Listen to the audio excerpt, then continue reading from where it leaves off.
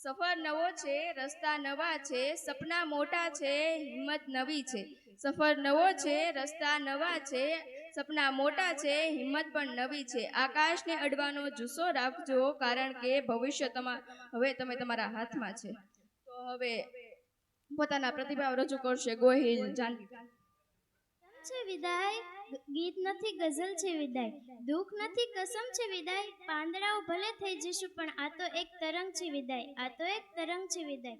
આપણી શાળામાંથી વિદાય લેનારા ધોરણ 10 અને 12 ના ભાઈઓ બહેનો, આજે હું તમારી સામે ઉપસ્થિત થઈ છું કારણ કે તમને મારે એક વાત કહેવી છે. હું જે વાત કહેવા જઈ રહી છું તે તમારા જીવનમાં અને તમારા ઘડતરમાં ક્યાંક ને ક્યાંક થોડી તો ઉપયોગી બની જ રહેશે.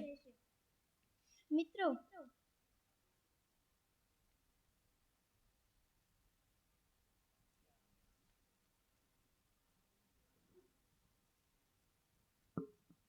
માટી જો ચપ્પલને ચોટીને આવે છે ત્યારે તે ઘરના ઉમરા સુધી જ આવી શકે છે, અને જો એ જ માટી ઘડો બનીને આવે છે તે ઘરના પાણીયારે પૂંજાય છે. તેમજ તમારે શું વિચારવું છે તે તમારે વિચારવાનું છે કે તમારે ચપ્પલના તળિયામાં ચોટવું છે કે પછી ઘડો બનવું છે. એટલે કે જો તમે ઈચ્છો તો સફળતાના શિખર પર બેસી શકો છો, અને તમે જો ઈચ્છો તો નિષ્ફળતાની ખાણમાં પણ જઈ શકો છો. તમારે શું બનવું છે, તમારે ક્યાં પહોંચવું છે, તમારે વિચારવાનું છે. તમે જ તમારા ભાગ્યના પિતા છો. હા, તેના માટે કેટલીક બાબતો જરૂરી છે. પહેલી છે આત્મવિશ્વાસ. ઝાડની ડાળ પર બેઠેલું પક્ષી કદી પણ તેને પવનની ગતિથી ડર નથી લાગતું, કારણ કે પવનની ગતિ કરતાં તેને પોતાની પાંખો પર વધુ વિશ્વાસ હોય છે. તેવી જ રીતે તમારે તમારા પર વિશ્વાસ રાખવો જોઈએ, તમારા પર શ્રદ્ધા રાખવી જોઈએ. પછી આખી દુનિયા ભલે એમ કહે કે તારાથી આ ન થાય, તું આ ના કરી શકે, તું બોર્ડની પરીક્ષામાં નિષ્ફળ થઈશ, તમારે તેની વાત સાંભળીને ગભરાવાની કે ચિંતા કરવાની જરૂર નથી. તમારે બસ એમ જ વિચારવાનું છે કે તમે બધું જ કરી શકો છો.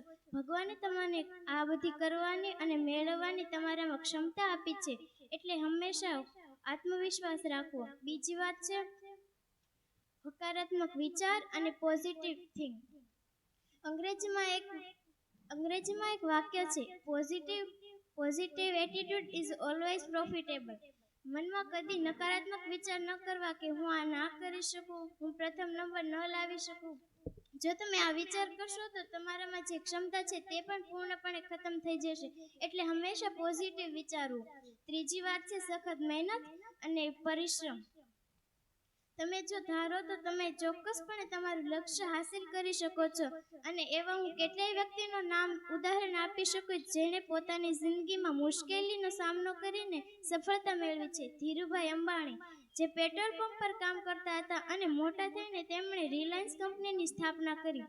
અબ્દુલ કલામ, જે બાળપણમાં ગલી ગલીમાં જઈને ન્યૂઝપેપર વેચતા હતા, તે મોટા થઈને દેશના મહાન રાષ્ટ્રપતિ બન્યા. અરુણિમા સિન્હા, જેમણે પોતાનો રેલવે અકસ્માતમાં પોતાનો એક પગ ગુમાવ્યો અને બીજા પગમાં સળિયો નાખવામાં આવ્યો.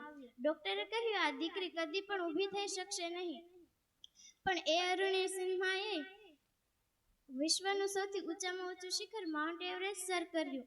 મિત્રો, જીવનમાં કશું જ અસંભવ નથી. બસ એ વાત યાદ રાખવાની કે આપણે આત્મવિશ્વાસ અને હકારાત્મક વિચાર અને સખત મહેનત કરવી.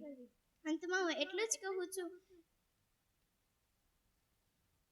मुश्किलों से भाग जाना आसान होता है, मुश्किलों से भाग जाना आसान होता है, हर कदम जिंदगी का इम्तिहान होता है.